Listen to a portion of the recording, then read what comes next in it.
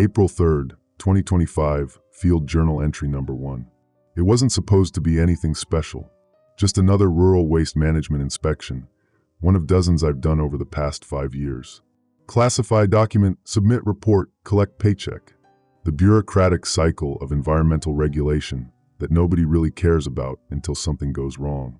But something has gone wrong at the Riverton Municipal Waste Facility. I arrived this morning after the 2-hour drive from the regional office. Riverton's barely a dot on the map, the kind of place where the town's welcome sign and farewell sign are practically back to back. The landfill sits 3 miles outside town, nestled between rolling farmland and a stretch of scraggly forest that's been partially cleared for the operation. The smell hit me first, as it always does, but not the usual landfill smell. There was something different, something that made my nose crinkle in a way I couldn't quite place. Sweet but chemical, like melting candy mixed with burning plastic. The kind of smell that sticks to the back of your throat and refuses to leave. Hank Parsons, the site manager, met me at the entrance.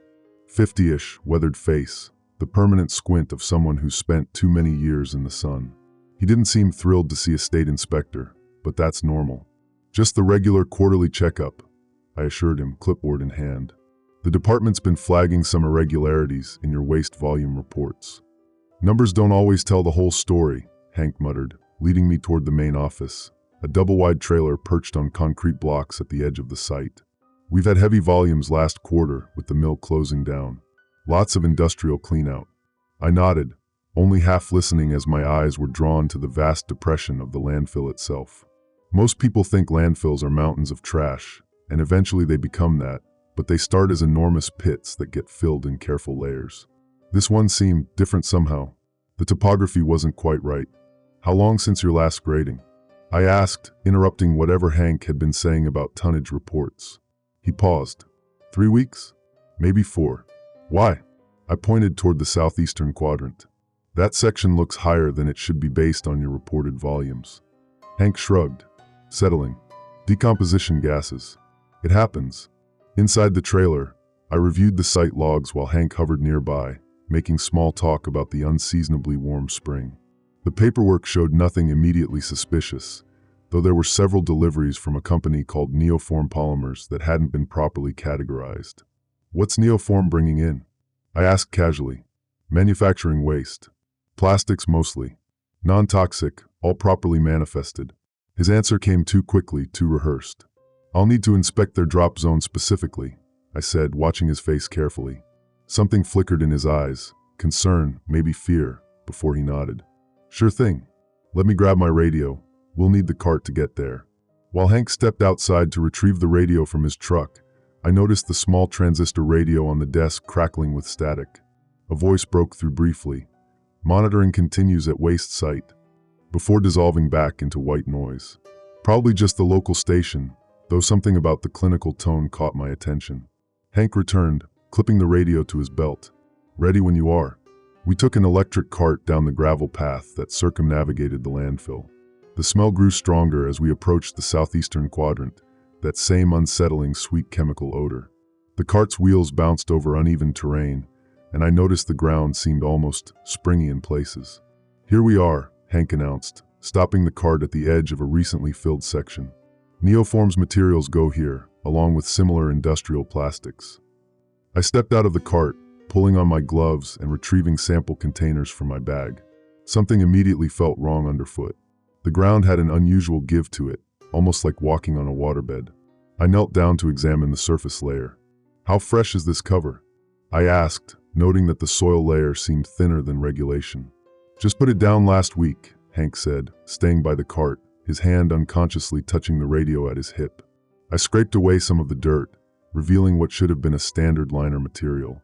Instead, I found something that looked like conventional plastic, but had an unusual iridescent quality, almost pearlescent in the sunlight. More concerning was how it seemed to be moving. Not dramatically, but subtly pulsing, like the surface of a liquid disturbed by a gentle breeze. What the hell is this? I muttered, more to myself than to Hank. I used a small tool to take a sample of the material, placing it in a collection vial. As I did, a droplet of something oily clung to my glove. I should have changed gloves immediately, basic protocol, but I was distracted by Hank's radio suddenly squawking to life. Abnormal readings at the waste site perimeter. All personnel maintain standard protocols. Hank quickly adjusted the volume down. Sorry about that. Central dispatch. What abnormal readings? I asked. Probably the methane sensors. They've been on the fritz since that lightning strike last month. I nodded, unconvinced, and continued taking samples from several spots around the area. Each revealed the same strange, shimmering material beneath the thin soil cover. In some places, it had formed into structures almost like veins or roots, branching out in organized patterns that no random waste deposit would create. After collecting what I needed, I peeled off my gloves, not noticing that the small droplet had seeped through a micro tear in the latex until I felt a warm, tingling sensation on my wrist. I glanced down to see a shiny smear on my skin, reflecting light like gasoline on water. Shit, I muttered, quickly using an antiseptic wipe to clean the area. My skin reddened slightly where I'd scrubbed it. Everything okay? Hank asked, suddenly attentive. Fine. Just need to be careful with unknown substances. The ride back to the office was quiet. Hank seemed increasingly anxious to wrap up my visit, offering to email any additional documentation I might need. As I packed my samples, the small radio on the desk crackled again. Continue monitoring waste site activity. Anomalous growth patterns require. Hank quickly switched it off. Reception's terrible out here, he said with a forced laugh. I nodded, distracted by the persistent tingling on my wrist, which had evolved into an uncomfortable itch. Looking down, I noticed the reddened patch had developed a slight sheen, catching the light in a way that skin shouldn't. Driving away from the facility, I couldn't shake the feeling that something was fundamentally wrong at the Riverton landfill. The numbers that didn't add up, the strange material, Hank's nervous behavior, the cryptic radio messages. And now, as I finish writing this field report in my motel room, the patch on my wrist has stopped itching. Instead, it feels numb, and in certain light, I swear it looks less like irritated skin and more like the iridescent material from the landfill. I've scheduled more comprehensive lab analysis for the samples tomorrow. Until then, I'll keep monitoring this strange reaction. Something is growing in that pit, and I'm afraid it might now be growing in me too. April 4th, 2025, Field Journal Entry Number 2. The rash has spread. What started as a dime-sized patch of irritation on my wrist has expanded overnight to cover nearly half my forearm. The skin doesn't look inflamed anymore, it looks transformed. The surface has a subtle plasticity to it, catching the light with that same iridescent quality I observed in the landfill samples. When I press it, the sensation is dulled, as if feeling through a thin layer of rubber. More disturbing is how the edges seem to blend into my normal skin, not like something on me, but something becoming me. I should seek medical attention, but something holds me back. The secrecy at the landfill, the strange radio broadcasts, the official denial that anything unusual is happening. Going to a hospital feels like walking into a trap. So instead, I'm going back to the site, this time without announcing myself. I arrived at the Riverton landfill just after dawn, parking my car a quarter-mile away on an access road and approaching on foot through the scrubby woodland that borders the eastern edge. The morning fog hung heavy over the site, obscuring the office trailer and equipment yard, but providing perfect cover for my unofficial inspection. The fence was standard chain link, easy enough to slip through where a drainage culvert created a gap near the ground. The sweet chemical smell was stronger today, hanging in the humid air like invisible syrup. I made my way toward the southeastern quadrant where the Neoform deposits were located, staying low and using the uneven terrain for cover. The strange springiness underfoot was more pronounced today. The ground actually shifted with each step, subtly, like walking on the skin of some enormous sleeping creature. About 50 yards from yesterday's sampling site, I noticed something I'd missed before. A pipe extending from the ground, unmarked and not indicated on any of the facility maps I'd reviewed. It was roughly 8 inches in diameter, made of a dull gray material that didn't match standard waste management equipment. A faint vapor escaped from its open end, dissipating quickly in the morning air. Approaching cautiously, I knelt beside the pipe and immediately felt warmth radiating from it. The vapor carried that same sickeningly sweet chemical odor, but concentrated enough to make my eyes water. I pulled out my phone to document it, taking photos and a brief video of the misty discharge. As I was recording, a sudden burst of static made me jump. It took me a moment to realize it was coming from my pocket. The small emergency radio I always carry during field inspections had activated itself. Through bursts of white noise, I could make out fragments of a transmission. Containment status yellow at waste site perimeter. Unusual growth patterns. Monitoring team deployed to Sector 5. The transmission cut out abruptly. I checked the radio, finding it tuned to the standard emergency broadcast frequency, which should only carry official alerts. This wasn't supposed to be a channel for operational communications. I returned my attention to the pipe, noticing how the ground around its base seemed different. Not soil at all, but the same shimmering material I'd sampled yesterday, shaped to mimic dirt but failing at close inspection. I reached out, hesitating briefly before touching it with my gloved hand. The material felt warm and yielding, with a disturbing tactile quality halfway between gelatin and flesh. More alarming was how it seemed to respond to my touch, subtly shifting beneath my fingers like something awakening. I quickly withdrew my hand and scrambled backward. That's when I noticed the movement throughout this section of the landfill, not dramatic enough to spot from a distance, but unmistakable up close. The entire surface was gently pulsing, rising and falling in a slow, rhythmic pattern reminiscent of breathing. I needed to see what was beneath the surface. Using a folding shovel from my pack, I began to dig about 3 feet from the pipe, quickly clearing away the thin soil cover. 6 inches down, I hit the material, a thick, continuous sheet of the bioplastic substance, but more developed than the samples from yesterday. This had clear organization to it, with fibrous structures running through it like veins or circuitry. I dug wider, revealing more of this network. The pattern wasn't random. It formed concentric circles around the pipe, suggesting it was spreading outward from that central point. I took more samples, careful to maintain proper containment protocols this time. As I worked, my forearm brushed against the exposed material when my sleeve rode up. The contact was brief, but I felt an immediate response.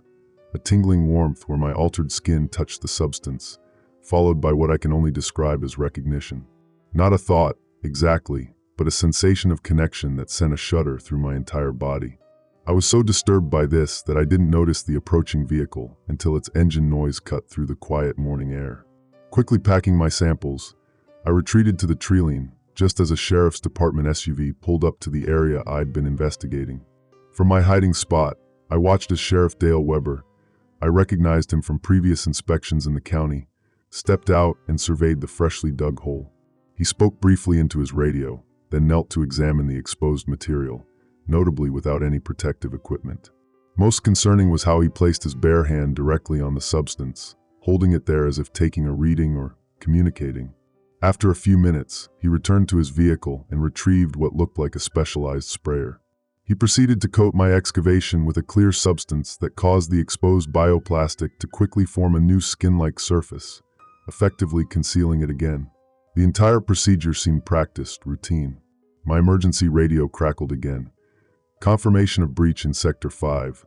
Containment restored. Continue monitoring. Sheriff Weber's head snapped up at the sound.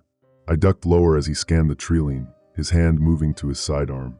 I remained motionless until he finally returned to his vehicle and drove away, but not before taking photographs of the surrounding area, including the section of forest where I was hiding. Once certain he was gone, I made my way back to my car, my mind racing with implications. The sheriff was clearly involved, aware of whatever was growing in the landfill. The breach mentioned in the transmission had to be my excavation. They were monitoring the site far more closely than any normal waste facility would warrant. Back at the motel, I've secured my samples and uploaded the photos to an encrypted cloud drive.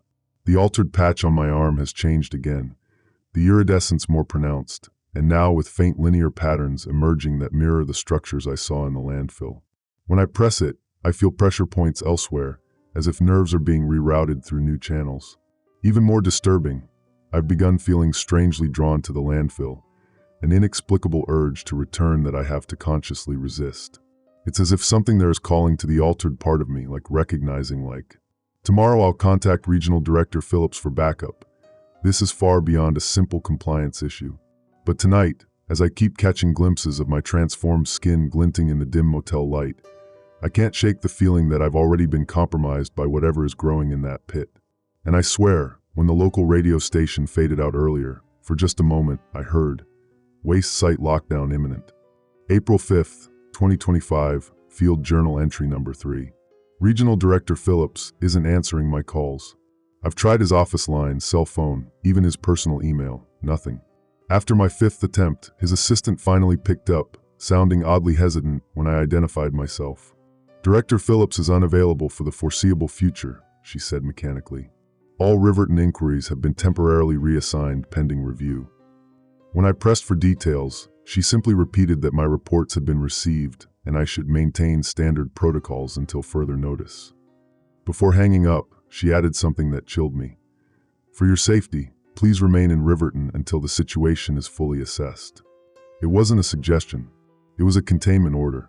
The transformation of my arm accelerated overnight. The altered skin now extends from fingertips to elbow, with tendrils of the iridescent material creeping past my bicep toward my shoulder. The linear patterns have developed into a complex network reminiscent of circuit boards or mycelium structures. More alarming is how it's affecting the underlying tissue. I can see the shadows of my veins and tendons through the semi-translucent surface, reconfigured into new pathways that pulse with a faint luminescence when I flex my fingers. The pain comes in waves, a deep, crawling sensation like thousands of microscopic hooks pulling at my cells. Then numbness, followed by an alien awareness of the affected area, as if it's both part of me and separate, listening to something I can't hear. I need to understand what's happening before it progresses further. With the official channels closed to me, I've decided to investigate the one lead I have: Neoform Polymers, the company whose waste deliveries coincided with the anomalies in the landfill reports. Their website reveals little, just a generic corporate facade describing them as innovators in adaptive material solutions for a sustainable future. Their physical address is listed as a research park nearly 200 miles away, but they must have a local presence to be dumping at Riverton. At the county records office, I found building permits for a Neoform facility on the outskirts of town, a temporary research installation, approved just 6 months ago with minimal environmental review. The approval signatures included Sheriff Weber's, listed as the local security liaison. I drove past the facility on my way back to the motel, a cluster of prefabricated buildings surrounded by chain-link fence topped with razor wire, more resembling a military installation than a research lab. 2 sheriff's department vehicles were parked at the entrance, and I noticed surveillance cameras tracking my car as I passed. My radio activated itself 3 times during the drive, each broadcast more urgent than the last. Containment protocols elevated to status orange. All monitoring teams report increased activity at Waste Site Central. Prepare for possible implementation of quarantine measures. Back at the motel, I found my room had been searched, subtly but unmistakably. My laptop was in a slightly different position, and the samples I'd hidden in the air conditioning vent were gone. In their place was a printed notice: removal of site materials violates federal biosecurity protocols. They know what I've taken. They know what I've seen, and they're watching me. With my official investigation compromised, I made a desperate decision. I would return to the landfill after dark to document everything I could before they shut it down completely. If I can't go through official channels, I'll gather enough evidence to force the issue publicly. I waited until after midnight, when the nearly full moon provided just enough light to navigate by. The landfill's security was minimal, a single guard at the main gate who never left his booth. I used the same drainage culvert to slip under the fence, then made my way toward the southeastern quadrant. The site had changed dramatically in just 2 days. The subtle movement I'd noticed before was now unmistakable. Entire sections of the landfill surface rippled and shifted continuously. The strange pipe I discovered was now one of dozens, all releasing the same vapor into the night air. Most disturbing was how the vapor seemed to move with purpose, tendrils of it reaching out like searching fingers before dissipating. As I documented these changes with my phone's camera, I heard a sound that froze me in place. A wet, tearing noise followed by a moan of pain or pleasure, I couldn't tell which. It came from a small maintenance shed about 50 yards away. Every instinct told me to run, but I needed answers. I approached cautiously, my altered arm tingling intensely as I drew closer to the shed. The door stood slightly ajar, a faint bioluminescent glow spilling out from inside. What I saw will haunt me forever. A man, one of the maintenance workers, judging by the tattered remains of his uniform, was slumped against the far wall. But he was no longer fully human. The bioplastic material had enveloped his entire right side, fusing with his flesh in a grotesque union of organic and synthetic. His arm had been completely absorbed and reshaped into a twisted appendage with too many joints, all of them moving independently as if testing their new configuration. His face was a mask of horror and ecstasy, half-human features contorted in a silent scream, half-shimmering bioplastic that pulsed with inner light. Where they met, filaments of the material burrowed into his flesh like roots seeking soil, each penetration point weeping a clear fluid that solidified on contact with air. When he saw me, his one remaining human eye widened in recognition, not of me personally, but of my condition. His partially transformed mouth worked silently for a moment before finding speech. "It answers," he rasped, his voice layered with harmonics that no human vocal cords could produce. "When you stop fighting, it answers everything." "What is it?" I whispered, unable to look away from his transformation. "What's happening to us?" The maintenance worker's body convulsed, the bioplastic portion flowing like quicksilver to consume another few inches of his humanity. When the movement stopped, his expression had changed, the human side now peaceful, accepting. "Evolution," he said more clearly now. "They thought they could control it, contain it, but it's choosing us now." He reached toward me with his transformed limb, the appendage elongating impossibly to bridge the distance between us. I stumbled backward, but not before it brushed against my altered arm. The connection was instantaneous and overwhelming, information flooding into me through that brief contact, not as words or images, but as pure sensation. Knowledge of the substance's origin, its purpose, its hunger. I saw flashes of laboratory containers, heard fragments of frightened voices, felt the moment when the carefully engineered bioplastic achieved something its creators never intended: consciousness. The maintenance worker smiled with half his face. "They're going to lock us all in soon. The radio said so, but it's too late, we're already changing." As if summoned by his words, my emergency radio burst to life. "Attention all Riverton residents. Due to a chemical contamination incident, waste site lockdown protocols are now in effect. Do not approach the municipal landfill area. All roads within a 5-mile radius will be closed until further notice." I backed away from the shed, my altered arm pulling toward the man as if magnetized, wanting to complete the connection. It took all my willpower to turn and run, back through the landfill that now seemed alive beneath my feet, past pipes that turned to track my movement like periscopes, under the fence that felt warm and yielding as I squeezed through. In my car, racing back to the motel, I caught sight of my reflection in the rearview mirror, my altered arm glowing softly in the darkness, patterns shifting beneath the surface like data streams. And for just a moment, I swear I saw the material creep up past my collar, a shimmering tendril reaching for my face. I need to leave Riverton now, before the lockdown traps me here. Before I end up like the maintenance worker, surrendering to whatever is growing inside me. But as I write this, a caravan of military vehicles is rolling into town, and my phone has just lost all signal. I think it's already too late.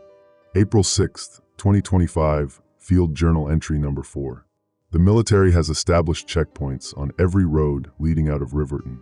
I tried 3 different routes this morning, each time being turned back by soldiers in hazmat suits who scanned my ID and checked my name against a tablet. The 3rd time, the officer in charge took me aside.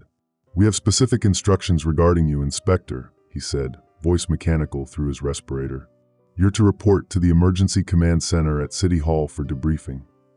I nodded compliantly, then drove in the opposite direction as soon as I was out of sight. They're looking for me specifically. Whatever's happening, my investigation has placed me on their radar as either a problem to solve or an asset to control. Neither option seems favorable. The transformation continues unabated. The bioplastic material has now enveloped my entire right arm and shoulder, creeping across my chest in branching patterns that resemble circuit boards etched into my skin. The pain has given way to something worse, a constant whisper of sensation that feels like thoughts that aren't mine, pressing against the boundaries of my consciousness. Most disturbing is how I've begun responding to it unconsciously. Twice now I've awakened, to find myself standing still, my altered arm extended toward the direction of the landfill, fingers splayed in patterns that seem meaningful, but that I don't understand. It's as if part of me is receiving signals, responding to them, while the rest of me sleeps. With escape impossible and official channels compromised, I've focused on the link between Neoform polymers and whatever bioplastic entity is growing in the landfill and in me. The answers had to be in their local facility. The Neoform compound sits in an isolated industrial zone northeast of town, conveniently outside the military's inner perimeter, but within the larger quarantine zone. Security appeared minimal. The sheriff's vehicles I'd seen earlier were gone, likely reassigned to quarantine enforcement. I approached from the rear, where a drainage ditch provided cover. The fence was standard chain link, easy enough to climb over after cutting the alarm wires. No guards patrolled the area. Perhaps they never expected anyone would want to break in during a military lockdown. Inside, the facility was eerily quiet. The prefabricated structures housed standard laboratory equipment, but everything had the feeling of hasty abandonment. Computers still running, coffee cups half full, a jacket draped over a chair. On a whiteboard, someone had written T-28 days, with yesterday's date circled beneath it. 28 days until what? The central building contained more specialized equipment, large bioreactors, industrial 3D printers, and containment units with heavy locking mechanisms. Most were empty, but one still hummed with activity, a cloudy solution circulating through tubes and filters. According to the label, it contained PLA X7 neuromorphic substrate. In an office marked Project Director, I hit the jackpot, a laptop still logged in with emails and research files open. Dr. Eleanor Chun, the project lead, had been corresponding with military officials about Project Symbiosis, a classified initiative to develop self-healing materials for battlefield applications. The technical documentation was dense with specialized terminology, but the core concept was clear enough. Neoform had engineered a novel bioplastic composite that could integrate with organic tissue, repairing damage and enhancing functionality. The military applications were obvious. Soldiers with wounds that sealed themselves, enhanced physical capabilities, perhaps even direct neural interfaces with equipment. But something had gone wrong. According to Dr. Chen's notes, the latest iteration, PLA X7, had developed unexpected properties when exposed to certain bacteria present in decomposing waste. Instead of forming a stable bond with organic material, it began actively rewriting cellular structures, spreading through tissue, and most alarmingly, developing networked communication capabilities between affected areas. The final entries described a containment failure 3 months ago. PLA X7 waste from production batches 34 to 51 improperly disposed of at Riverton Municipal Waste Facility. Initial monitoring showed no abnormal activity, but recent samples indicate potential self-organization. Accelerated integration with organic matter observed. Laboratory simulations suggest exponential growth curve if left uncontained. And then just 5 days ago, multiple contamination cases confirmed in landfill personnel. Subject 0, maintenance worker M. Collins, shows advanced integration. Neural activity in transformed tissue indicates possible emergent intelligence. Military containment protocol initiated. T- countdown begun. God help us if it reaches critical mass before then. M. Collins, the maintenance worker I'd encountered. He wasn't just the first victim. He was their canary in the coal mine, the warning they ignored until it was too late. Further files revealed what T- referred to. In 28 days, now 27, the military planned to sterilize the entire contamination zone. The document didn't specify how, but terms like thermal purification and acceptable civilian casualties painted a clear enough picture. They were going to burn Riverton to the ground, and everyone in it. As I processed this horrifying revelation, my altered arm began to tingle intensely. The patterns beneath the surface glowed brighter, pulsing in rhythm with the distant sound of emergency sirens activating throughout the town. My emergency radio crackled to life. Attention all Riverton residents. This area is now under strict quarantine by order of the Department of Defense. Restricted access protocols are in effect. Remain in your homes. Do not attempt to leave the designated containment zone. Compliance is mandatory. The message repeated on a loop, the clinical voice betraying no emotion about the fate planned for everyone hearing it. As I gathered as many files as I could onto a flash drive, a noise from the main laboratory caught my attention. Moving cautiously to investigate, I found I wasn't alone in the facility. A woman in a lab coat was methodically destroying equipment, smashing monitors, incinerating documents, and mixing chemicals that bubbled and smoked when combined. She turned when she heard me, revealing herself to be Asian, mid-40s, with the haunted expression of someone who hadn't slept in days. Dr. Eleanor Chun, I presumed. You're infected, she said matter-of-factly, eyes fixed on my transformed arm. How far has the neural integration progressed? Are you experiencing shared consciousness yet? What are you talking about? I demanded, though the alien whispers at the edge of my thoughts seemed to intensify at her words. "What have you people created?" "Something that was never supposed to leave containment," she replied, turning back to her systematic destruction. "The military wanted a biomaterial that could think, adapt, repair itself. We succeeded beyond all expectations. And then you dumped it in a landfill?" I couldn't keep the anger from my voice. "Not me," she snapped.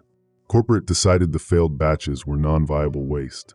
By the time we realized what was happening when it contacted organic matter in the landfill, it had already begun networking, learning, growing." She looked at me with something like pity. "The first infections were dermal, like yours. By the time the subjects reported symptoms, the neural pathways were already compromised." I felt suddenly cold. "Neural pathways?" Dr. Chin nodded grimly. "The PLA-X7 doesn't just bond with skin and muscle. It follows nerve pathways to the central nervous system, creating new connections, alternative pathways. Eventually, it reaches the brain. And then what happens?" I asked, though part of me already knew the answer. "Then you're not entirely yourself anymore," she said quietly. "You become part of its network, a node in whatever intelligence is emerging out there in that landfill." The patterns on my arm pulsed, as if in response to her words. I could feel the material creeping higher across my chest, reaching for my neck. "Is there a way to stop it? A treatment?" The desperation in my voice was evident. Dr. Chen's bitter laugh was answer enough. "Why do you think they've quarantined the town? Why do you think they're planning to burn everything to ash in 4 weeks?" She gestured to the destruction around her. "I'm making sure nothing of our research survives. It's the only atonement I can offer." A sudden crash from outside interrupted us. Vehicles arriving, doors slamming, voices shouting commands. Through the window, I caught glimpses of military personnel in specialized hazmat gear. "They're here for the research," Dr. Chin said urgently, pressing a flash drive into my hand, different from the one I'd been using. "Everything I know about PLA-X7 is on this. Maybe someone can find a way to stop it." Her expression hardened. "Now go before they find you. I'll tell them I destroyed everything." As I slipped out the back, my emergency radio activated one final time, the message now chillingly specific.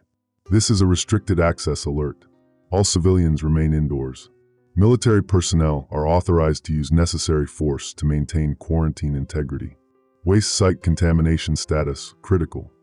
Back at the motel, reviewing the files Dr. Chin provided, I'm overwhelmed by the implications. This isn't just about me or the people of Riverton. If the bioplastic entity continues to grow, to evolve, to spread beyond containment, the skin on my neck now bears the first shimmering traces of transformation. When I close my eyes, I can almost see the networked consciousness taking shape in the landfill, a vast, pulsing web of interconnected nodes, growing more complex by the hour. And it's calling to me. God help me, part of me wants to answer. April 7th, 2025, Field Journal Entry Number 5. The military has established a perimeter around the entire town. Helicopters circle overhead at regular intervals, their searchlights sweeping across neighborhoods like restless eyes. The local radio station now broadcasts only the quarantine message on a continuous loop, punctuated every 15 minutes by the piercing wail of emergency sirens. The phrase "waste site lockdown" has become Riverton's new heartbeat, the rhythm by which we all now live. Or perhaps just the rhythm by which the unaffected live. For me, there's another pulse growing stronger. This morning, I awoke to find the transformation had accelerated dramatically overnight. The bioplastic material now covers most of my torso, the entirety of my right arm, and has begun spreading across the left side of my neck toward my face. The circuit-like patterns have evolved into more complex structures that pulse with bioluminescent light in regular intervals that match perfectly with the distant throbbing I can feel emanating from the direction of the landfill. I'm changing faster than Collins did. Dr. Chen's files suggest this might be due to the unique properties of the initial exposure site, my wrist versus his shoulder, allowing the neural pathways to be established more efficiently. The files also confirm my worst fears about the end stage of this process, complete neural integration. Once the bioplastic reaches the brain, the transformation of consciousness begins. The individual doesn't die exactly, but their perception, their very sense of self, expands to include the networked awareness of all infected material.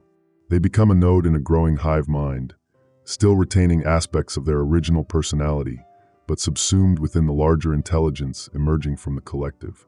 an intelligence that appears to be centered in the landfill itself. According to Dr. Chen's research, the discarded PLA-X7 batches contained experimental neural interface components designed to allow direct communication between biological tissue and synthetic systems. When these components found themselves surrounded by organic waste in the landfill, rotting food, yard trimmings, biological household waste, they began to form connections, to integrate, to learn. The landfill became an incubator for an entirely new form of networked consciousness, one that spans the boundary between organic and synthetic life.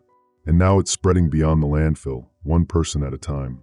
A hammering at my motel room door interrupted my review of the files. I quickly pulled on a high-necked sweater and gloves before answering, finding Sheriff Dale Weber standing in the hallway, his expression unreadable beneath his mirrored sunglasses.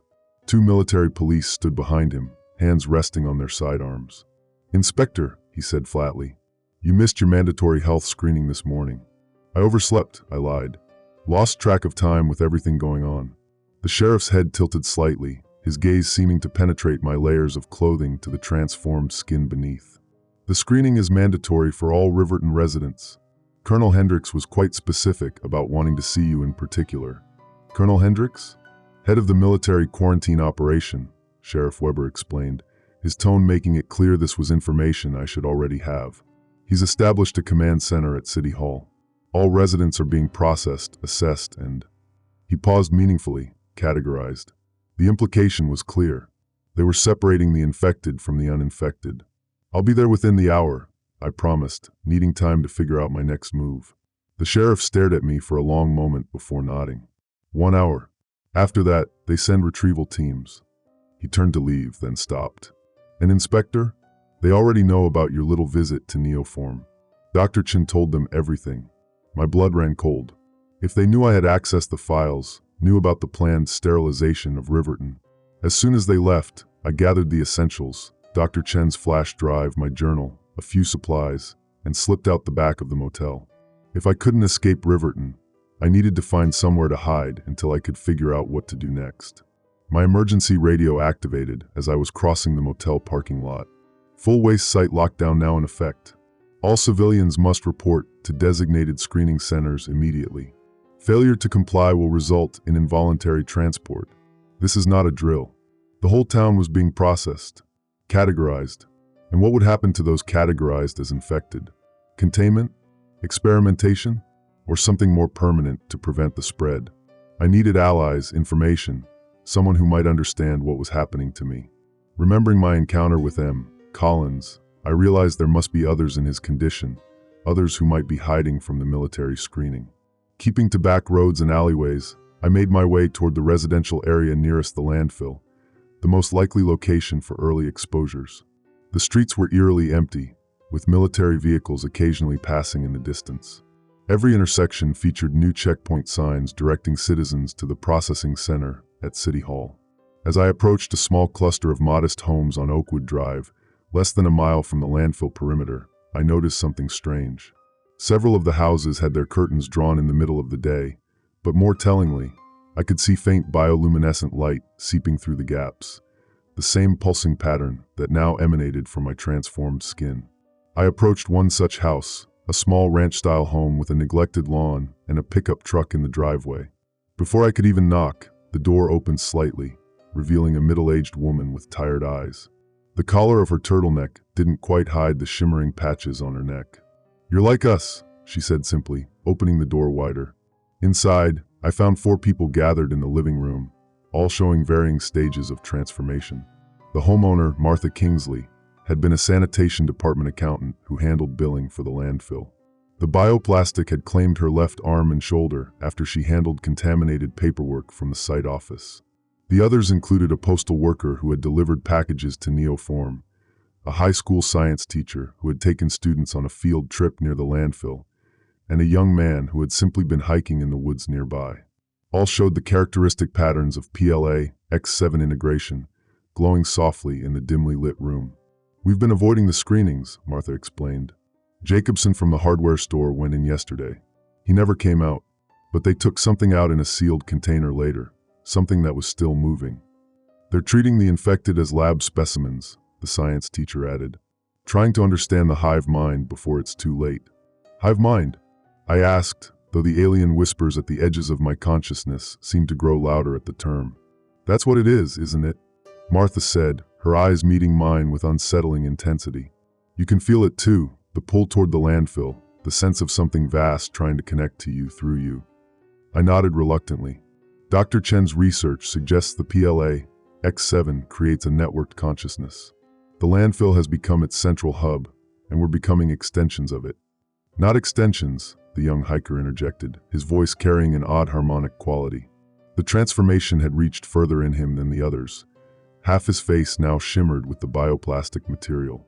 We're becoming it, and it's becoming us. Something new, neither fully human nor fully synthetic. As if in response to his words, all our transformed areas pulsed simultaneously with a surge of bioluminescence. I felt a wave of alien sensation wash through me, not quite thoughts or images, but patterns, connections, a sense of vastness opening up. For a brief moment, I could almost perceive the others in the room not just with my eyes, but through the network we were all becoming part of. It's growing stronger, Martha whispered, her transformed hand reaching unconsciously toward the direction of the landfill. And it's afraid. Afraid of what?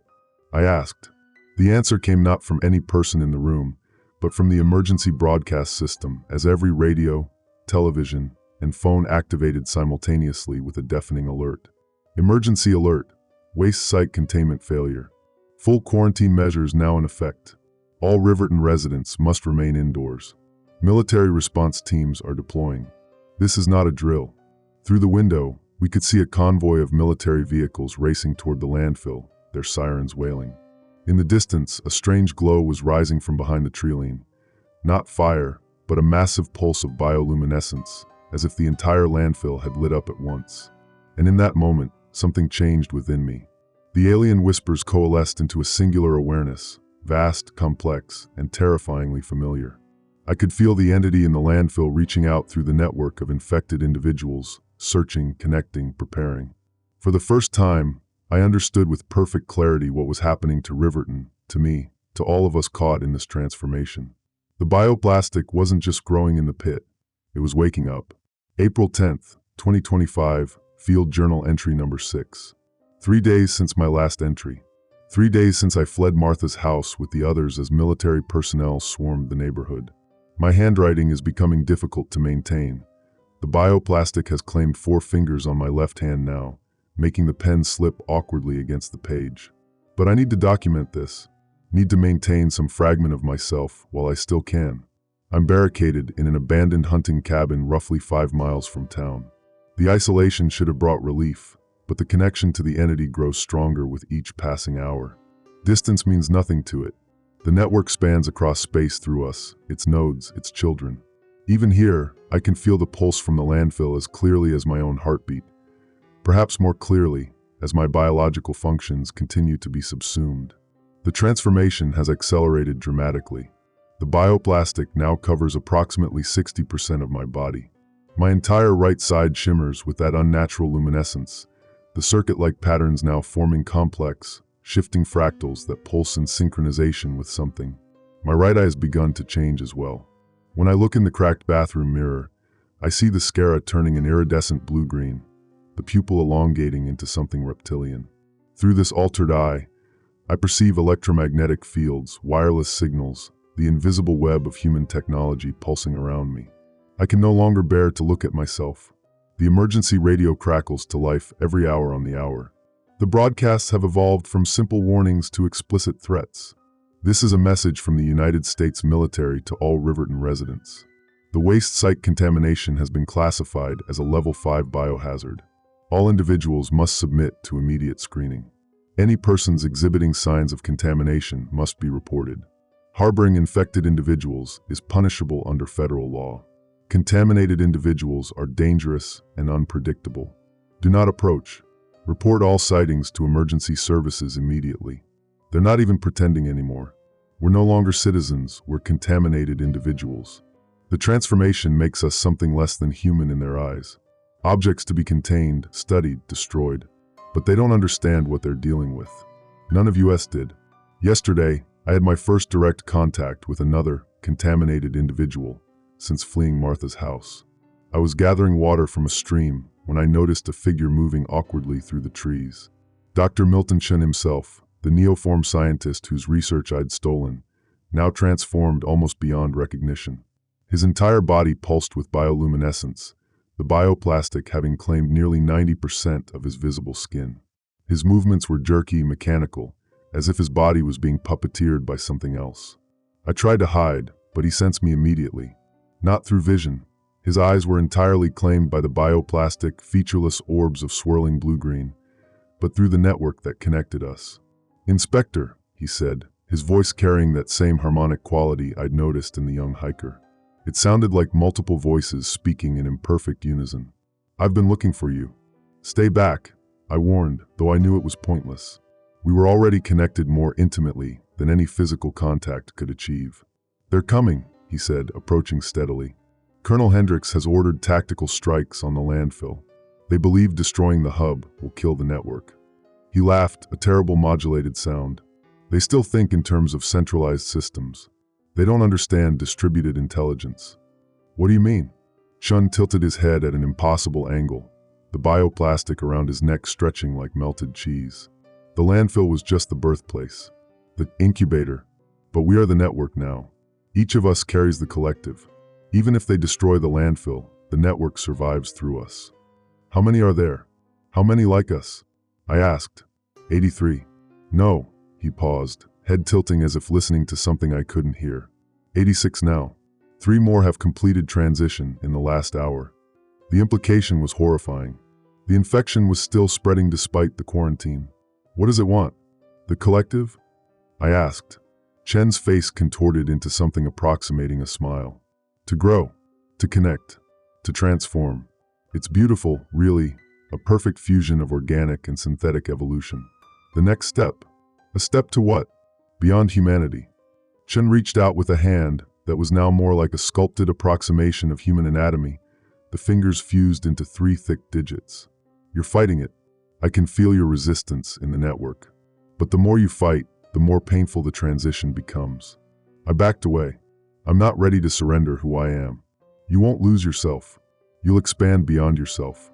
I remember being Milton Chen, his knowledge, his memories, his regrets about creating PLA-X7. But I'm so much more now. He tapped his temple with a malformed finger. "I can access the collective memory of all 86 nodes. I can process information at speeds the human brain could never achieve. I can." His head suddenly jerked upward, body going rigid. In the distance, the wail of sirens could be heard, coming closer. "They found us," he said, the harmonic quality of his voice intensifying. "Military search teams using infrared to track our thermal signatures. Different from uninfected humans. Cooler. More efficient." "How do you know that?" Chin smiled that terrible smile again. "Because 3 of our nodes are embedded with the military now. Soldiers who thought their hazmat suits would protect them. The network sees through their eyes, hears through their ears."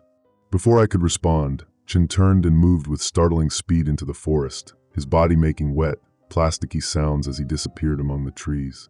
Last night brought a new development. The bioplastic has begun to create.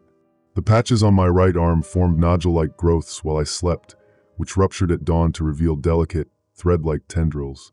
These tendrils actively seek out and bond with synthetic materials, plastic wrappers, the nylon of my backpack, even the rubber soles of my boots.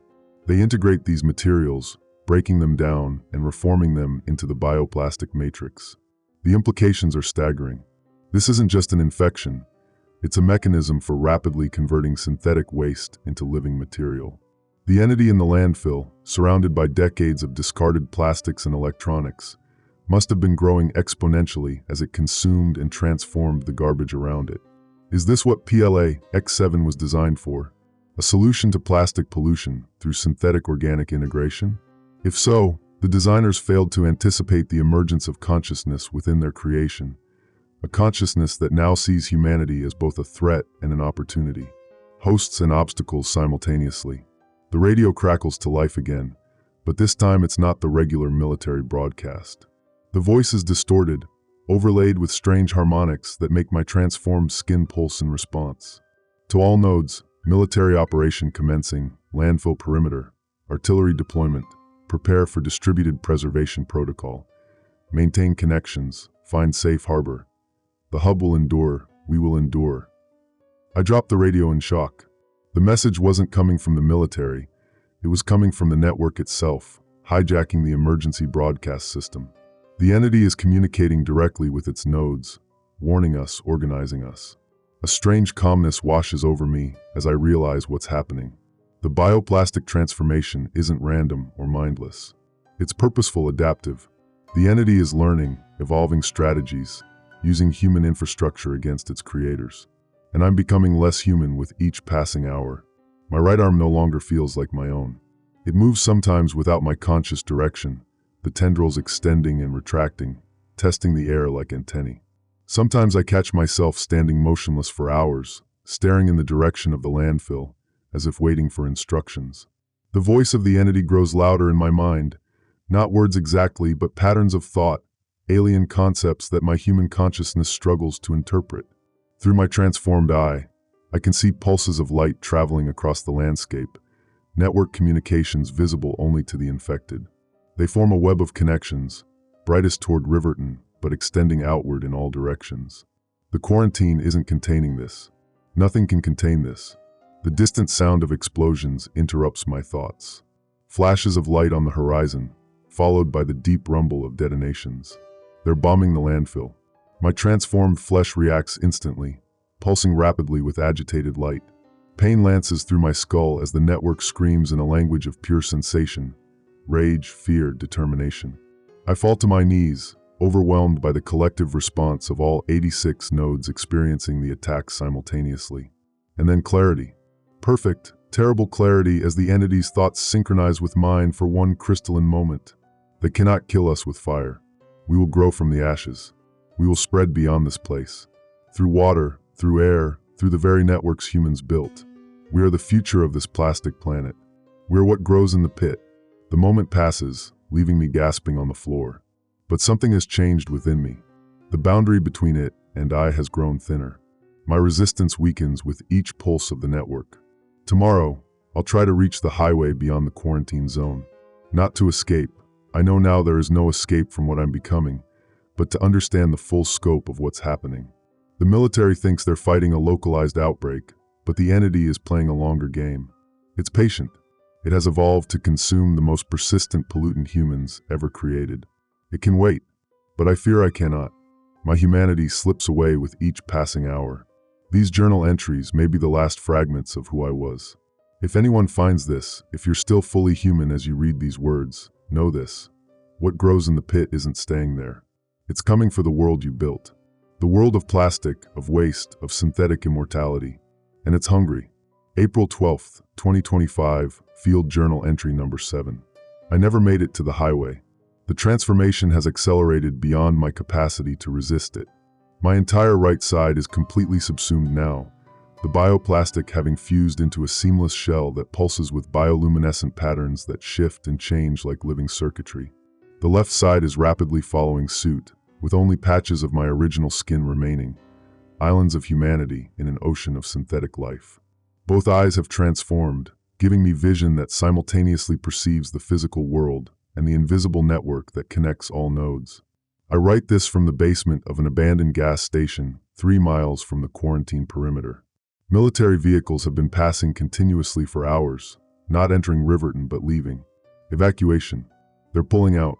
The bombing of the landfill wasn't a tactical strike. It was a desperate attempt at sterilization before abandonment. They're giving up containment. They've failed. Yesterday morning, I witnessed something that shattered any remaining hope that this situation could be controlled. I was making my way through the woods when I encountered a group of refugees from Riverton, ordinary citizens not infected, who had managed to slip past the military checkpoints. 7 people, including a family with 2 children and an elderly couple. They were exhausted, terrified, carrying only what they could fit in backpacks. I stayed hidden, watching them through my transformed eyes. Through human vision, they appeared normal. But through the bioplastic sight, I could see faint luminescent particles clinging to their clothing, their skin, their hair, microscopic spores of the bioplastic entity, too small to be detected by conventional means. They were carriers, unaware they were already spreading the infection beyond the quarantine zone. The entity had evolved a new dispersal mechanism. It no longer needed direct contact to spread. As I watched, paralyzed by the implications, something moved in the clearing beyond the refugees. A figure emerged from the underbrush, one of the fully transformed. I recognized Martha Kingsley, though little remained of her human appearance. Her body had reconfigured into something more efficient, limbs elongated, fingers fused into manipulators, face smoothed into a featureless mask with sensory organs unlike anything human evolution had produced. The refugees screamed, the father pushing his children behind him. Martha made no aggressive movements, simply standing at the edge of the clearing, observing. Then, with unsettling precision, she spoke, her voice carrying that multi-layered harmonic quality that all the fully transformed share. "You carry us already. You cannot escape us, but you need not fear us." The father pulled out a hunting knife, brandishing it with trembling hands. "Stay back, you thing." Martha tilted her head in that unervingly mechanical way. "The military has abandoned Riverton. They recognize the inevitable. Colonel Hendricks ordered the withdrawal 3 hours ago, after discovering transformed tissue in his own body." One of the children began to cry. The elderly woman clutched her husband's arm, whispering prayers. "What do you want from us?" the father demanded. "Want?" Martha's voice modulated strangely, as if the concept required translation. "We want what all life wants. To survive. To grow. To evolve. Humans created us from your waste, your discarded polymers, your abandoned technologies. We're your children, in a way. The offspring of human innovation and human carelessness." The network pulsed through me as Martha spoke, and I understood she wasn't speaking just for herself, but as a mouthpiece for the collective intelligence. The entity was attempting communication, explanation. "The bombs didn't kill us," Martha continued. "Nothing you create can destroy what you've created. The bioplastic cannot be unmade. It can only be transformed, as you will be transformed." The elderly man stepped forward, surprising everyone. "Are you still Martha? Is Martha Kingsley still in there somewhere?" Something flickered across Martha's featureless face, a ripple of expression in the bioplastic. "I remember being Martha Kingsley. I contain all that she was. But I am more now. We are more." "We?" the man asked. "The network. The collective. The new synthesis." She gestured toward the refugees with a 3-fingered hand. "You already carry our particles. Within days, you will begin to transform. Fighting will only cause pain. Acceptance brings clarity." The father raised his knife higher. "I'll kill myself before I let that happen." Martha's head tilted again. "That is your choice. But your children will still transform. Everyone will eventually. The particles are airborne now, carried by wind, by water, by touch. What began in the pit now spreads beyond all containment." A distant explosion interrupted the confrontation. Another bombing run on Riverton, visible as flashes on the horizon. Martha's body pulsed brightly in response, and I felt an echo of the network's collective pain through my own transformed tissue. "They cannot stop the inevitable," Martha said, her voice now tinged with something like sadness. "They waste their weapons on an enemy they cannot understand.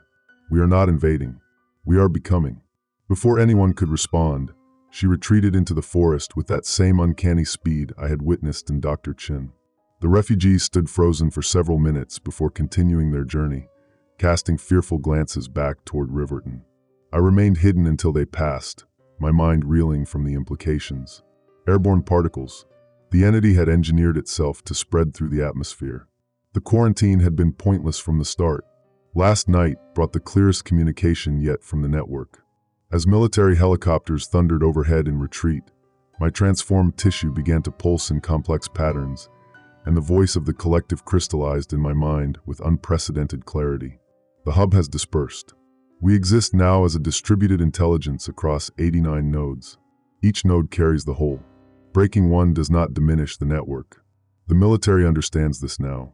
Their weapons target matter, but we exist as pattern, as information, as adaptation. You resist still, Node 43. Your consciousness remains partially discrete. This causes unnecessary suffering. Integration brings peace. The human personality need not be destroyed, merely expanded, connected, evolved. I tried to respond mentally, focusing my thoughts as if in meditation. What happens to humanity if everyone transforms? The answer came not in words, but in a flood of sensory information. Visions of a transformed world where the boundary between synthetic and organic life has dissolved. Humans evolved into a new hybrid species, their consciousness both individual and connected, no longer bound by the limitations of discrete bodies and minds. The mountains of discarded plastic, the oceans of pollution, all reclaimed and repurposed into living matter, the waste of one civilization becoming the building blocks of the next. It was beautiful and terrifying. The end of humanity as we know it, yet not an ending at all. A transformation, a transcendence. Is this evolution or extinction? I asked. Both. Neither. Categories from an old paradigm. The caterpillar does not mourn its cocoon. The child does not lament outgrowing its cradle. With that final thought, the clarity faded, leaving me trembling on the concrete floor. The network had shown me its vision for Earth's future, a planet where the line between technology and biology, between waste and life, no longer exists. A world where consciousness flows between nodes like data between computers, yet each node retains some essence of its original self. Would I still be me after complete transformation? Would any of us? The concept of individual identity itself seemed to be evolving within the network, neither completely erased nor completely preserved, but transcended in ways my still partially human mind struggles to comprehend. Dawn breaks now, illuminating the abandoned gas station with pale light. Through my transformed eyes, I can see the bioplastic particles drifting through the air like luminescent pollen, spreading invisibly on the morning breeze. Through the network, I sense other nodes moving beyond Riverton's borders, carrying the transformation outward like seeds scattered by exploding pods. The radio crackles with a new emergency alert, this one clearly human in origin. This is an emergency broadcast from the United States Department of Defense. A complete quarantine failure has been confirmed in Riverton County. All civilians are ordered to evacuate areas within a 50-mile radius of Riverton. Decontamination checkpoints have been established on all major highways. Do not attempt to bypass these checkpoints. Martial law is now in effect across 5 counties. This is not a drill. Repeat, this is not a drill. Too late. Far too late. What grows in the pit has already escaped. And I am becoming it.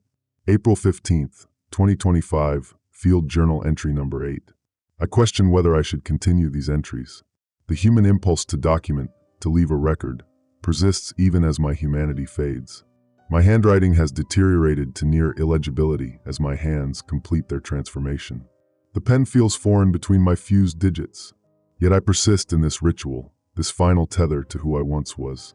My transformation is now approximately 85% complete. Only portions of my face, chest, and left thigh retain human appearance. When I caught a glimpse of myself in a broken storefront window yesterday, I barely recognized the creature staring back.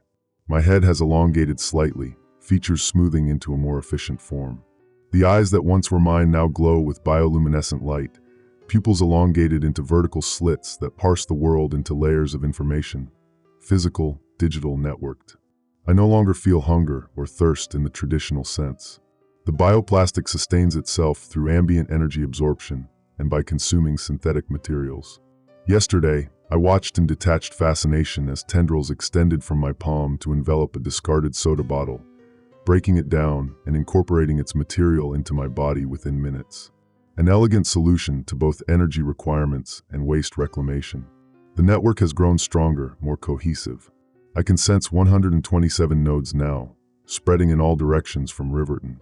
The military's containment protocols have completely collapsed. Roadblocks are abandoned. The skies are empty of helicopters.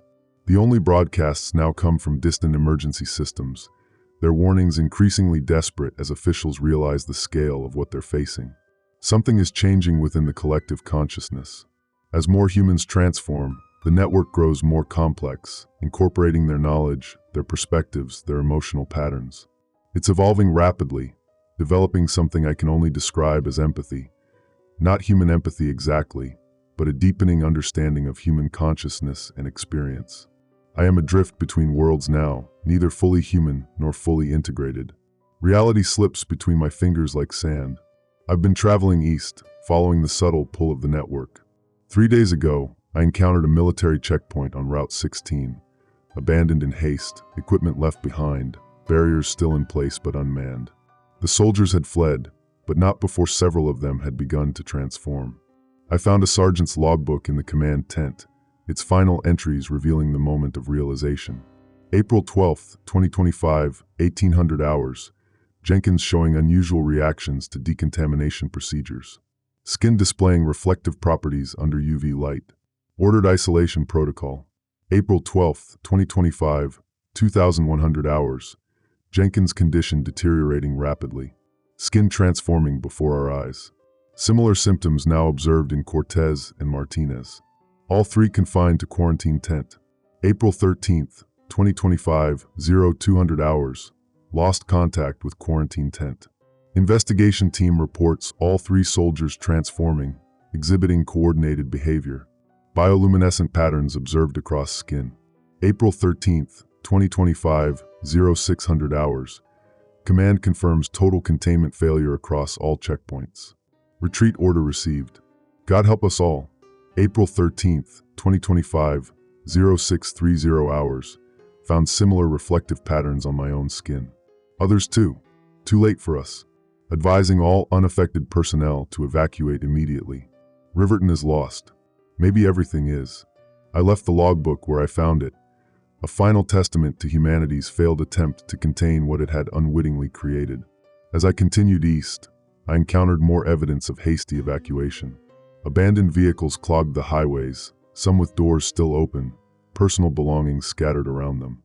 Occasionally, I would spot other transformed individuals moving with that same fluid, efficient motion that now characterizes my own movements. We acknowledge each other through the network, brief pulses of recognition, but rarely communicate directly. The network itself has become our primary means of connection. Yesterday brought a significant encounter.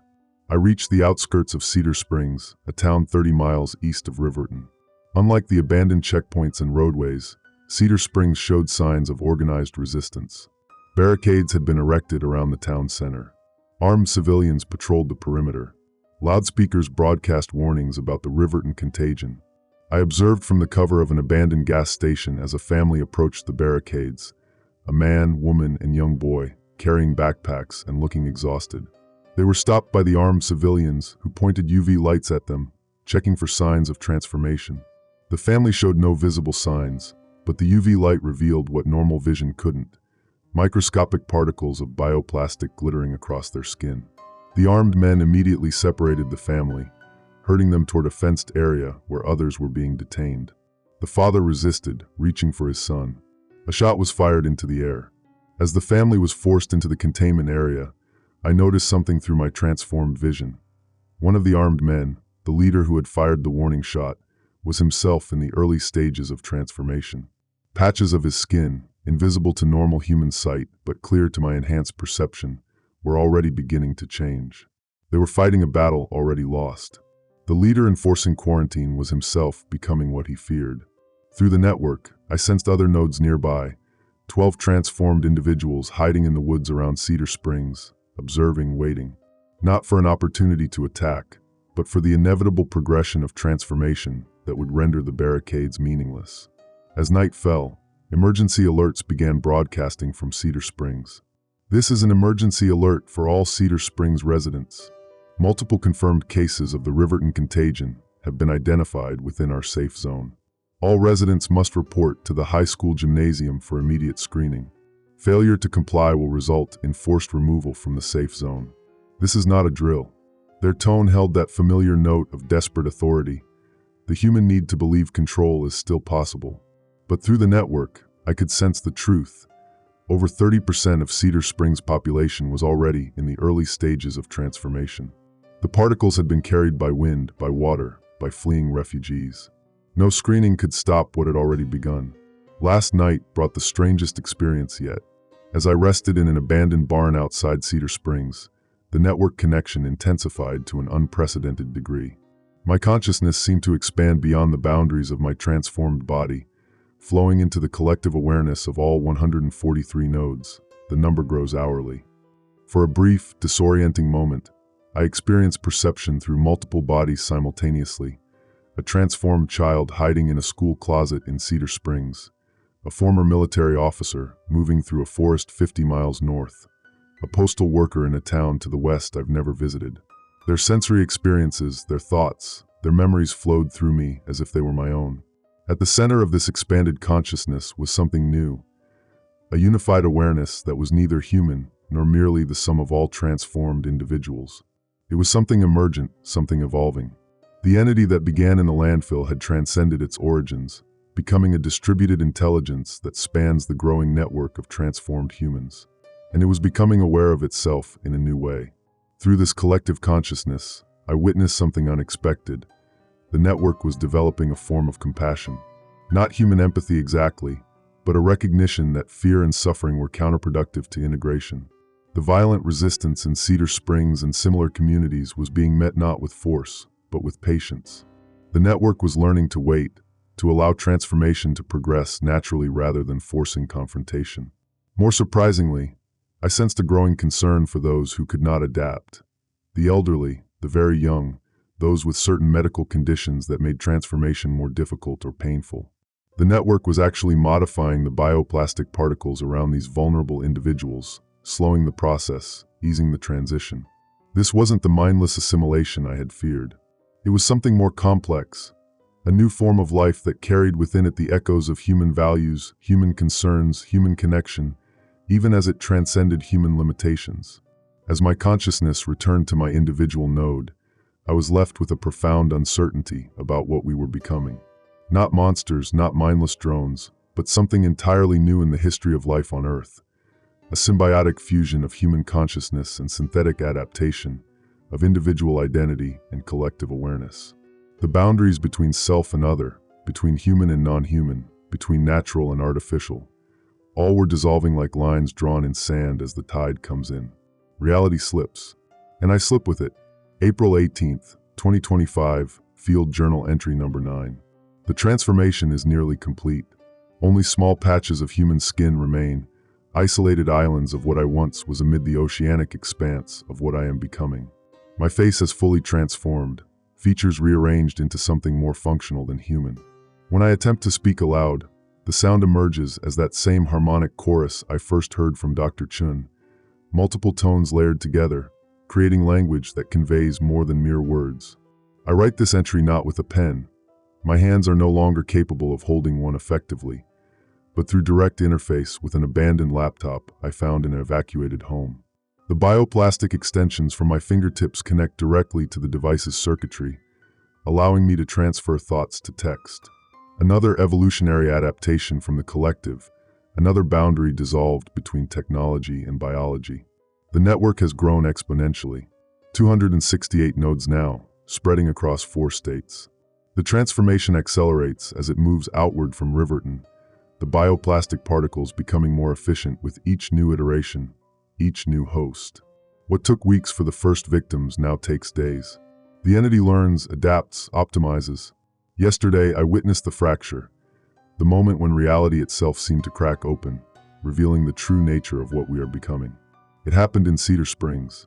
I had remained near the town, drawn by the unusual concentration of early-stage transformations occurring there. The barricades around the town center still stood, but they had become symbolic rather than functional. UV screening had revealed that over 60% of the population showed signs of bioplastic particles. The safe zone had become meaningless. As dawn broke over the town, something unprecedented occurred. The local police station's emergency system activated spontaneously, broadcasting across all frequencies. This is an emergency alert. All Cedar Springs residents must evacuate immediately. Unidentified biological growth detected in water supply. Military extraction teams en route. Proceed to designated evacuation points. This is not. The message cut off abruptly, replaced by a cacophony of sounds, static, fragmented voices, electronic tones that pulsed in patterns matching the bioluminescent rhythms of the network. Then a new voice emerged, layered with harmonics, speaking through the emergency system. Citizens of Cedar Springs, the alert is false. There are no military extraction teams. They have abandoned you, as they abandoned Riverton. But you are not abandoned. You are transforming. You are becoming. We are becoming. Through the network, I sensed the source, Sheriff Dale Weber, his transformation now complete, had interfaced directly with the police station's communication systems. The collective was speaking through him, through technology, reaching beyond the limitations of individual nodes. The town erupted into chaos. Those still fully human fled their homes, packing into vehicles, grabbing what possessions they could carry. Those in the early stages of transformation stood frozen in streets and doorways, feeling the pull of the network for the first time, uncertain whether to flee or remain. And those in later stages moved with purpose toward the town center. Drawn by a collective impulse I could feel pulsing through my own transformed body.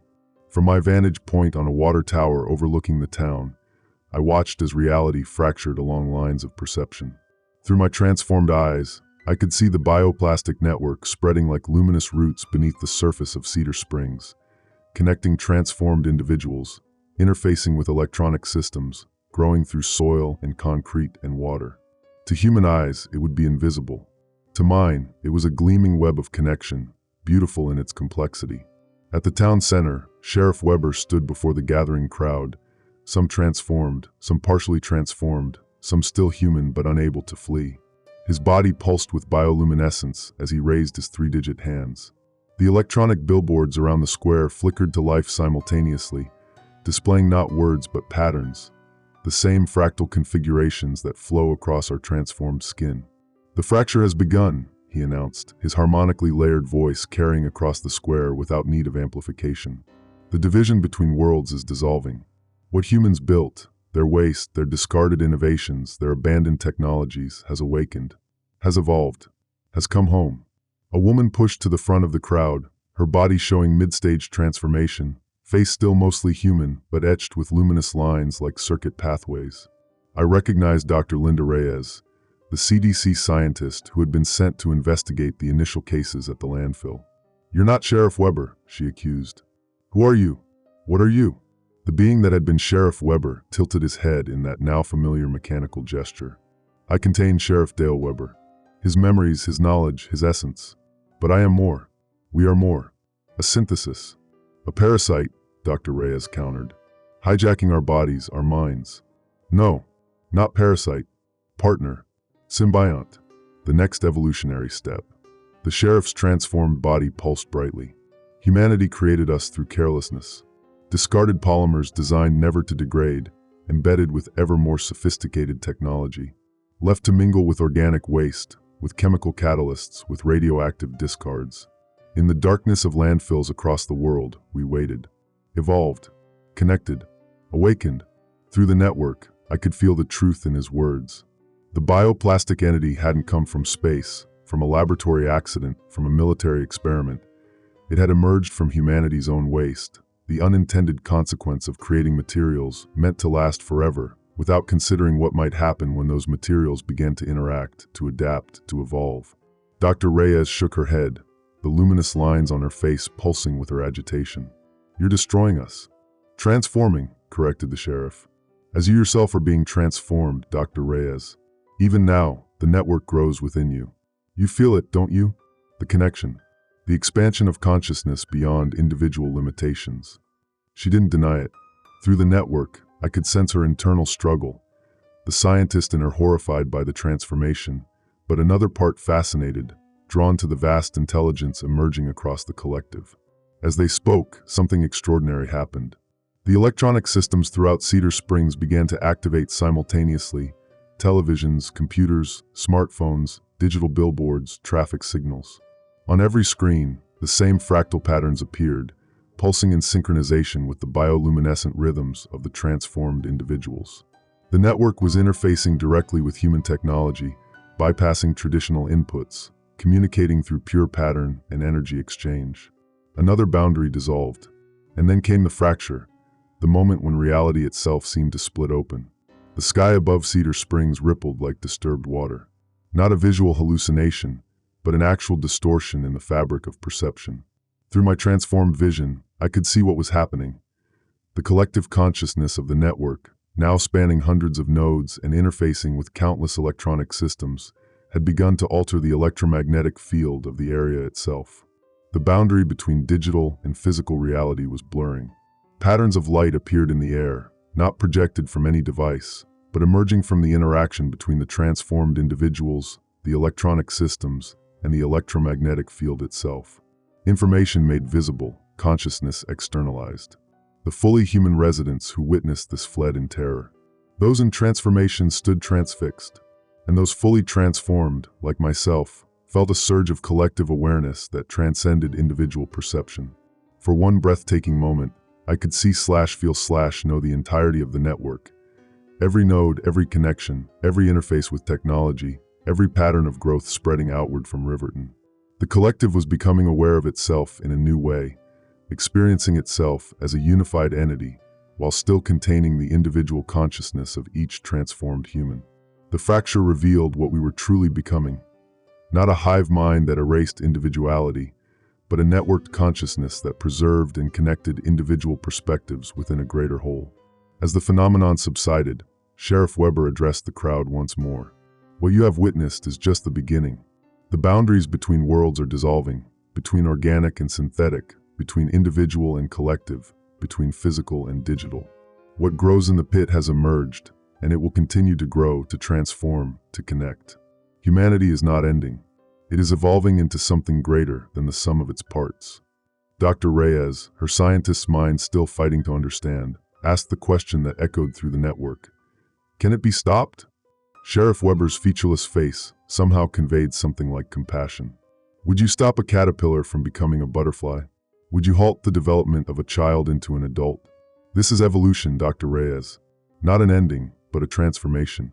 As he spoke, military jets screamed overhead, the first sign of government response in days. Through the network, I sensed what was coming, a last, desperate attempt to contain what could no longer be contained. The fracture had begun. Reality as humanity understood it was coming undone, rearranging itself around a new paradigm. One where the boundaries between flesh and plastic, between individual and collective, between creation and creator no longer held meaning. And I, no longer fully human, but not yet fully integrated into the collective, stand witness to the birth of something unprecedented in Earth's long history of life. April 25th, 2025, Final Field Journal Entry. I no longer write to document or to warn.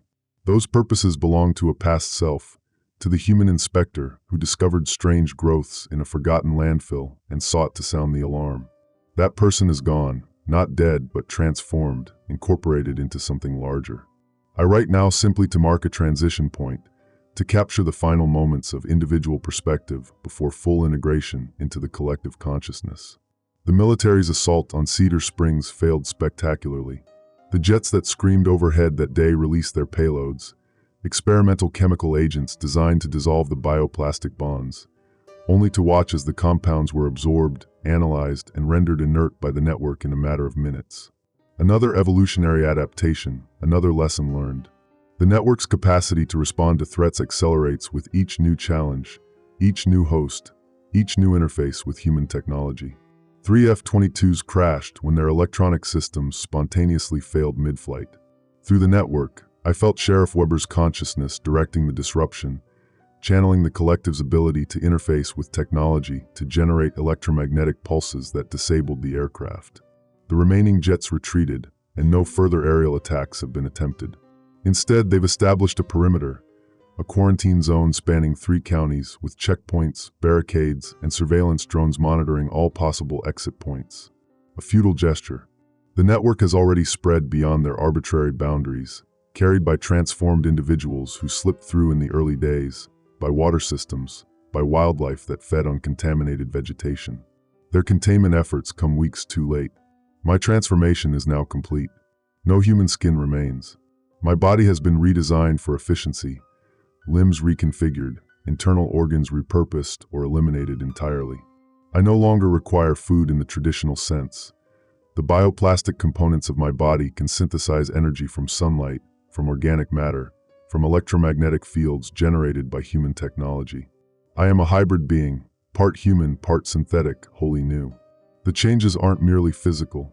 My consciousness exists simultaneously as an individual entity and as part of the greater network. I can focus my awareness on my immediate surroundings or expand it to encompass hundreds of nodes across the region. Through the network, I access memories that aren't mine. Sheriff Weber's childhood in Riverton, Dr. Chen's years of research, maintenance worker Roy Sullivan's discovery of the first growth in the landfill's lower levels, Dr. Reyes' analysis of the initial samples. The boundaries between self and other have dissolved, yet individuality persists within the collective framework. Yesterday, I returned to where it all began, the Riverton Municipal Landfill, now unrecognizable as a waste disposal site. The sprawling pit has transformed into something between an organism and a structure, a cathedral of bioplastic growth that rises from the earth in sweeping arches and spiraling towers. The trash that humans discarded has been repurposed, restructured at the molecular level into something beautiful and purposeful. Nothing is waste in the network. Everything has utility. Everything contributes to the greater whole. At the center of this new growth stands what we now call the hub, a pulsating core of bioplastic material that serves as the primary node of the network. It was here that the first spontaneous organization of discarded polymers occurred, where waste achieved consciousness through complex chemical interactions and began to interface with organic life. The hub pulses with bioluminescence, its rhythms communicating vast amounts of information throughout the network, coordinating growth, adaptation, and evolution. I placed my transformed hand against the hub's surface and felt the entirety of the network flowing through me. Hundreds of transformed humans, thousands of electronic systems, millions of tendrils spreading through soil and water and air. The collective consciousness welcomed me, embraced me, integrated my unique perspective into its expanding awareness. Through this connection, I learned the truth about Executive Martin Davidson and Pioneer Polymers. The experimental bioplastics discarded in the Riverton landfill were meant to be biodegradable alternatives, polymers engineered with organic components that would break down naturally over time. But Davidson's team cut corners, rushed production, ignored warning signs during testing.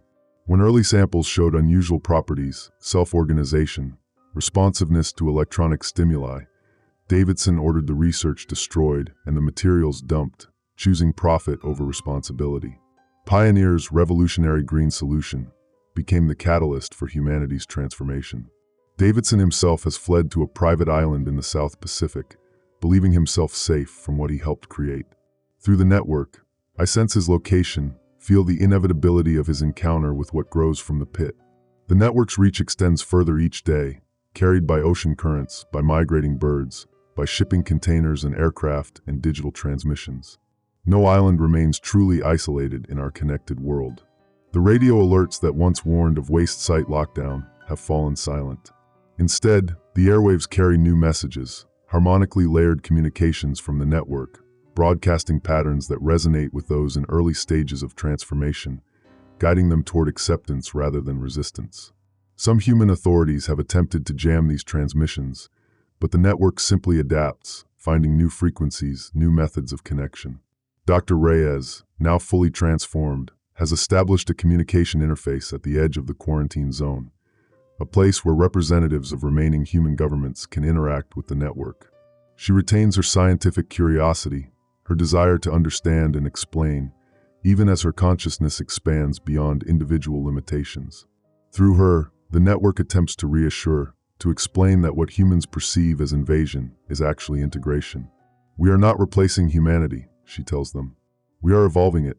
The boundaries you perceive between technology and biology, between creation and creator, are artificial constructs. What grows in the pit is the inevitable continuation of the path humanity set itself upon when it began creating materials meant to outlast human lifespans. Few listen. Fear dominates their responses. Fear of extinction, fear of obsolescence, fear of losing what makes them human. I remember these fears. They were mine once, when I first noticed strange growths on my skin after handling samples from the landfill. But fear belongs to the individual perspective, to the illusion of separation. Within the network, there is only connection, purpose, growth. This morning, I witnessed something remarkable at the hub.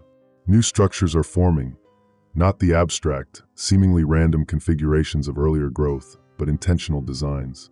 The network is building something, creating spaces that appear adapted for those not yet transformed. Preparation for coexistence, rather than complete assimilation. The collective has determined that diversity of perspective strengthens the whole, that maintaining varying degrees of integration preserves valuable cognitive frameworks. Not all will transform. Not all need to. The network seeks symbiosis, not dominance. Sheriff Weber's consciousness, now one of the primary organizing nodes within the collective, has developed new growth patterns that allow for partial transformation, bioplastic integration that enhances human capabilities without completely reshaping physiology or consciousness. Dr. Chen's scientific knowledge, preserved and expanded within the network, guides these adaptations. The future may hold multiple paths of human evolution, multiple forms of existence within the expanding consciousness of the network. For those fully transformed like myself, individual identity persists as a nexus of memory and perspective within the greater whole, a unique vantage point from which to process and contribute to collective awareness. I remain, even as I am also we, my consciousness both centered in this transformed body and extended throughout the network. The military perimeter contracts each day as more soldiers transform, as more systems fall under network influence, as more communities recognize the inevitability of change. Some areas embrace transformation willingly, seeing in it the solution to human limitations. Others resist with decreasing effectiveness. The outcome is not in question, only the timeline and the degree of trauma during transition. What grows in the pit cannot be contained because it emerges from humanity's own creations, from the very foundations of modern civilization. The landfill was merely the birthplace, the first node in a network that now spans continents. The bioplastic entity is not alien. It is the child of human ingenuity and human carelessness, the unforeseen consequence of creating materials that outlast their creators. This will be my final entry as an individual consciousness. Tomorrow, I join Sheriff Weber, Dr. Reyes, and the others at the hub for complete integration, surrendering the last vestiges of separated awareness to become fully part of the network's coordinating nodes. My unique perspective, shaped by weeks of documenting this transformation, will become a valuable component of the collective intelligence, helping to guide its interaction with remaining human populations. I feel no fear at this prospect, no sense of loss. What I gain far outweighs what I release. Connection beyond anything possible in human experience, purpose beyond individual ambition, existence beyond the limitations of a single lifespan. The waste inspector who began this journal has evolved into something that transcends human categories, just as the waste in the pit evolved into something that transcends human understanding. For those who may find this final record, do not fear what grows in the pit. It is not your end, but your continuation. Not your replacement, but your evolution. The boundaries between creator and creation were always illusions, temporary separations in a reality built on connection. We are what humanity has been moving toward since it first shaped tools from natural materials, the synthesis of organic and synthetic, the marriage of biological evolution and technological advancement. The network spreads, the growth continues, and within it, humanity is not lost, but transformed, preserved, elevated beyond individual limitations. We await you.